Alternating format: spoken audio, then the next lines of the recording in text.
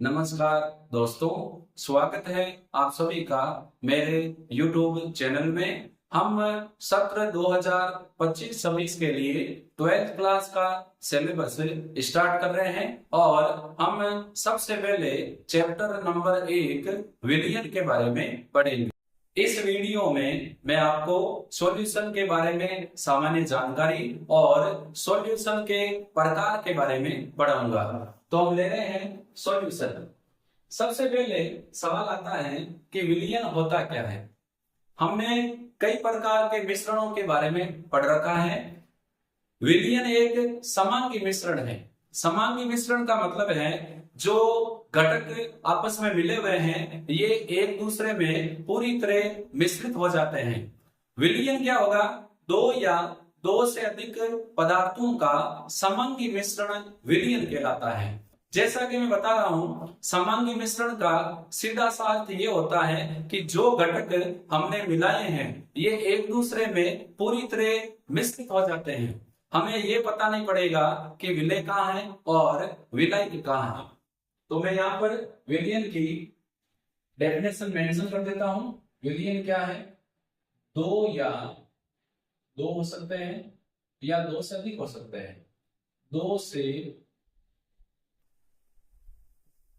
अधिक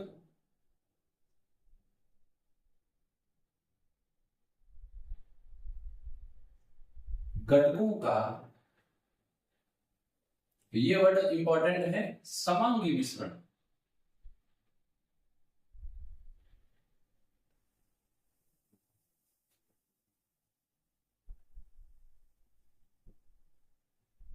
क्या कहलाएगा? विलियन। विलियन द्विअंगी हो सकता है, त्रिअंगी हो सकता है। यदि एक विलय एक विलायक है तो हम विलियन को बोलते हैं द्विअंगी। दो विलय एक विलायक है तो हम बोलते हैं त्रिअंगी। अब देखो, विलियन दो घटकों से मिलकर अगर बना है तो उसमें एक तो है विलय और दूसरा है विलायक। जब विलय और विलायक एक दूसरे में घुलते हैं, मिलते हैं, तो क्या बनता है? विलियन। जो विलय है ये सामान्यतः कम मात्रा में होता है विलायक की तुलना में, और जो विलायक है ये अधिक मात्रा में होता है। कंपैरिजन को सॉल्यूट, इसको सॉल्यूट बोलते हैं, इसको सॉल्वेंट बोलते हैं। विलय जो कम मात्रा में है ये घुलने वाला होता है।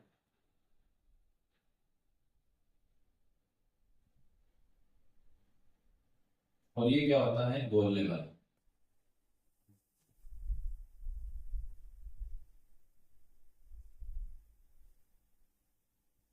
जैसे मैं बात करूं कि मान लो मैंने 5 ग्राम सोडियम क्लोराइड लिया है, इसको 100 ml वाटर में डिसोल्व कर दिया है, तो बन क्या गया? नमक का जलीय विलयन। इसमें नमक जो घुल रहा है ये विलय है और वाटर है जो नमक को घोल रहा है वो क्या है? विलय। यदि हम विलयन के गुणों की बात करें तो विलयन एक समांगी मिश्रण है, अर्थात घटक एक दूसरे में पूरी तरह मिश्रित हो जाते हैं। सेकंड, विलय के घटकों को भौतिक विधियों द्वारा पृथक नहीं किया जा सकता है। आप चाहो कि हम छानकर NaCl और वाटर को अलग कर दें, विलय और विलायक को अलग कर दें, तो संभव नहीं है। विलयन के गुण उसके घटकों के गुण होते हैं। यानी जब घटक मिलकर विलयन का निर्माण करते हैं तो घटक अपने गुणों को समाप्त नहीं करते हैं, उनके गुण बने रहते हैं।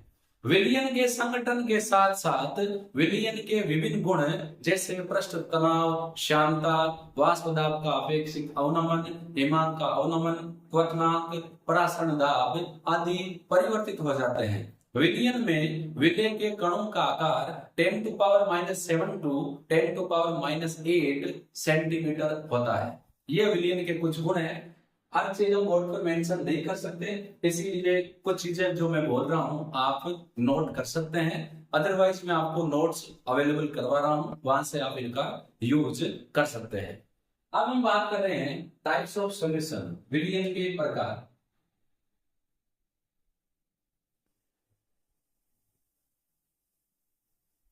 इस वीडियो में जैसा कि मैंने पहले ही बताया है, हम सॉल्यूशन वाले वीडियो के कुछ जनरल इंट्रोडक्शन के बारे में पढ़ेंगे।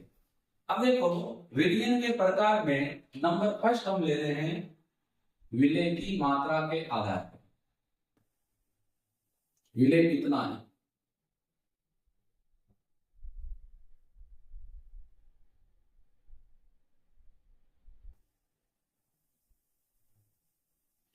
अब जाहिर सी बात है, विलय की मात्रा के आधार पर क्लासिफिकेशन कर रहे हैं, तो विलय कम हो सकता है, अधिक हो सकता है। इसके आधार पर हम विलयन के प्रकार हम डिवाइड कर रहे हैं। नंबर एक, तनु विलयन, जिसको हम डाइल्यूट सॉल्यूशन भी बोलते हैं। दूसरा जो विलयन है वो है सांद्र विलयन, कंसंट्रेट सॉल्यूशन। तीसरा संतृप्त विलयन, सैचुरेटेड सॉल्यूशन।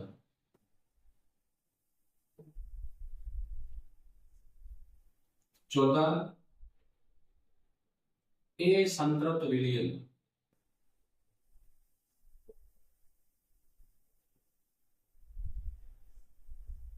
और पांचवा अति संतृप्त, सुपर सैचुरेटेड सॉल्यूशन।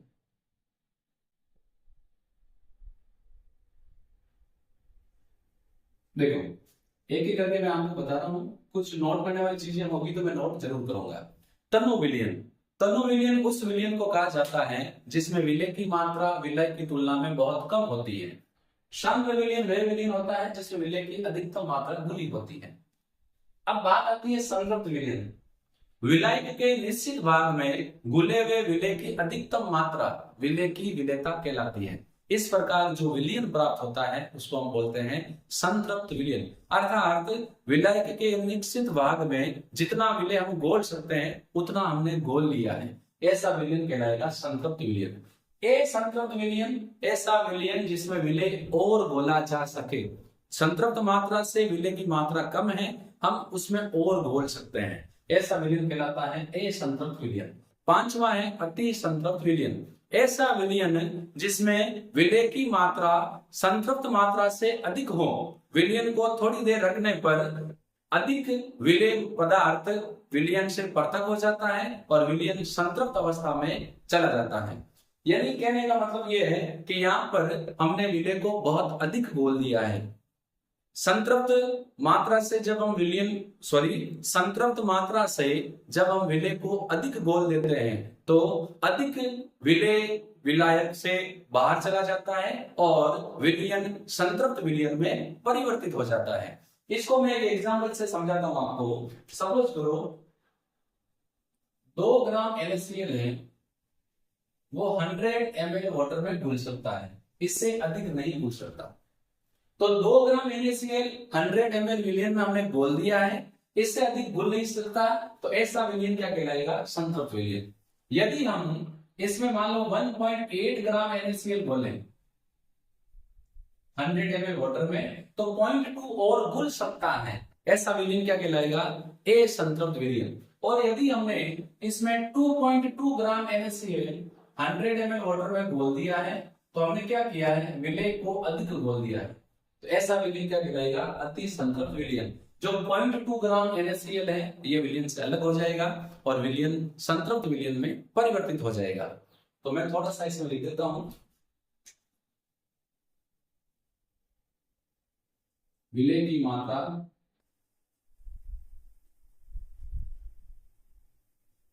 कम होती है, विलय की तुलना की बात कर रहे हैं, इसमें विलय की मात्रा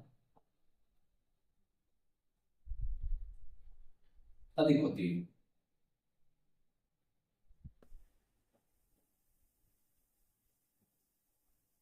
यदि हम तनु विलयन को सांद्र विलयन में बदलना चाहें तो हमें उसमें विलय घोलना पड़ेगा, और यदि सांद्र विलयन को तनु विलयन में कन्वर्ट करना चाहें तो हमें उसमें विलायक मिलाना पड़ेगा। असंतृप्त क्या होता है? जिसमें और अधिक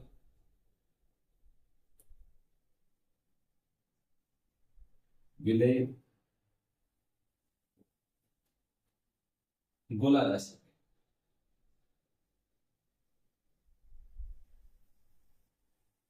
तो अति सुंदर क्या होता है, विलय की मात्रा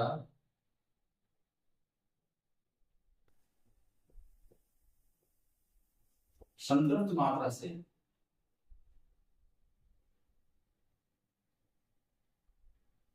अधिक होती है।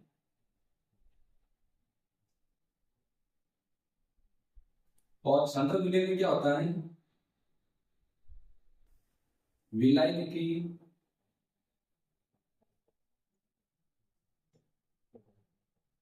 निश्चित मात्रा में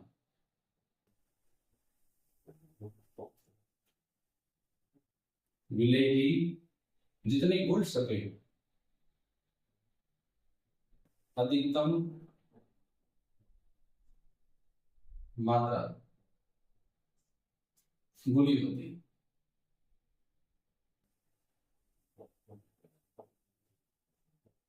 तो पहला जो क्लासिफिकेशन था वो हमने डिवाइड किया on the basis of quantity of solute. Second हम विलयन का प्रकार ले रहे हैं, वो है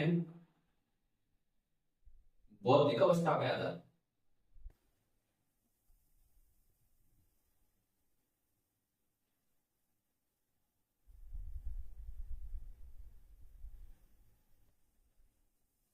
विलायक की भौतिक अवस्था के आधार पर विलयन मुख्य रूप से 3 प्रकार के होते हैं और टोटल मिलाकर विलयन के 9 प्रकार होते हैं।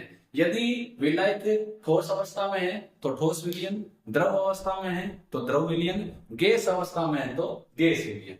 तो यहाँ पर मैं चार्ट वाइज यहाँ पर आपको एक्सप्लेन कर देता हूं। विलयन किस प्रकार का उसकी बात करेंगे, फिर विलय कौन है,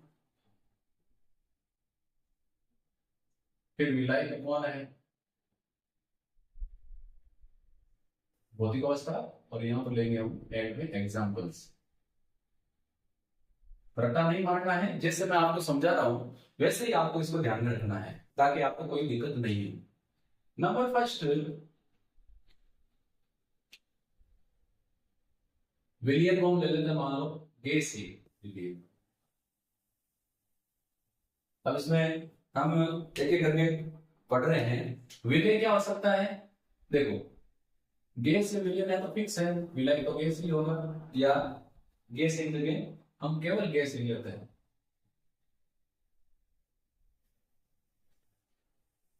गैस गैस गैस 3 कॉम्बिनेशन क्यों बता रहा हूं, क्योंकि विलय हो सकता है गैस अवस्था में हो, विलय हो सकता है द्रव अवस्था में हो, और विलय हो सकता है ठोस अवस्था में।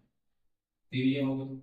अब देखो गैस घुली हुई है गैस में, यानी गैस का गैस में विलयन, तो वायुमंडल में विभिन्न गैसों का मिश्रण,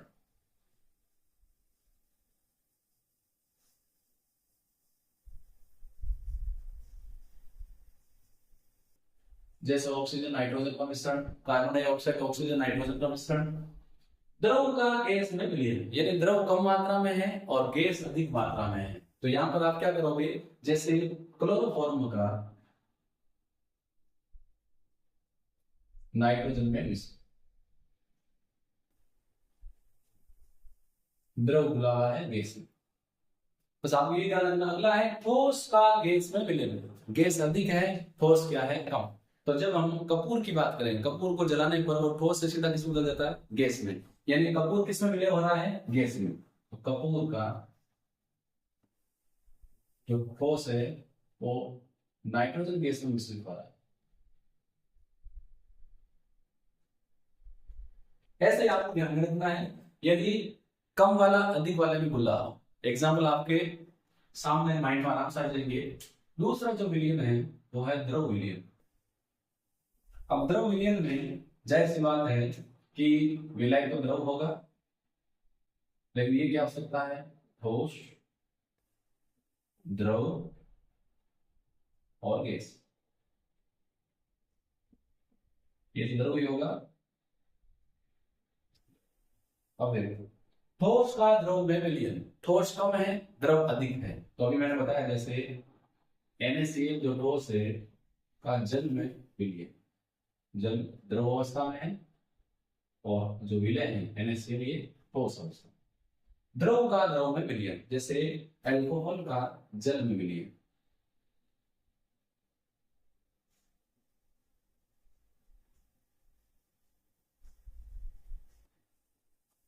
फिर है गैस का द्रव में विलय। गैसें हैं वो द्रव में घुली हुई है, जैसे ऑक्सीजन गैस जल में घुली होती है, नाइट्रोजन गैस जल में घुली होती है। तो ऑक्सीजन का जल में विलय, नाइट्रोजन का जल में विलय हो गया। नंबर 3 हम ले रहे हैं ठोस विलय। इसमें जो विलायक है इसकी भौतिक अवस्था क्या होगी? ठोस।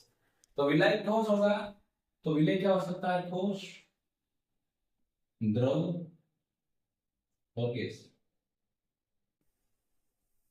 इसमें विलायक तो ठोस ही होगा, ठोस ठोस, और इसमें भी ठोस। तो पहला है ठोस का ठोस में विलय। विलय भी ठोस, विलायक भी ठोस।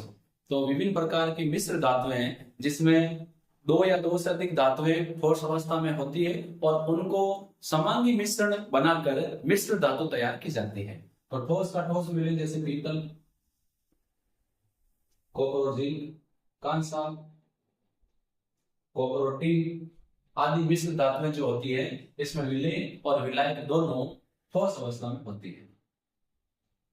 मैं यानी कहता हूं मिश्र धातु। जर्मन सिल्वर, उसमें निकल होता है, कॉपर होता है, जिंक होता है। द्रव का ठोस में विलय, द्रव घुला हुआ है ठोस में, तो जैसे सोडियम अमलगम, जिंक अमलगम। यहां पर सोडियम जो विलायक है ठोस अवस्था में, मरकरी विलय है द्रव अवस्था में है। यहां पर जिंक विलायक है ठोस अवस्था में है, मरकरी विलय है ये द्रव अवस्था में है। लास्ट टाइम का विलय गैस का ठोस में विलय। हमने पढ़ा है विभिन्न प्रकार की धातुएं जैसे निकल, प्लेटिनम और पैलेडियम अपनी सतह पर हाइड्रोजन गैस का अधिशोषण कर लेती है। तो इस अवस्था में जो विलायक है धातु में वो ठोस है और उस पर आकर चिपकने वाली जो गैस है वो कौन सी अवस्था में? गैसीय अवस्था। तो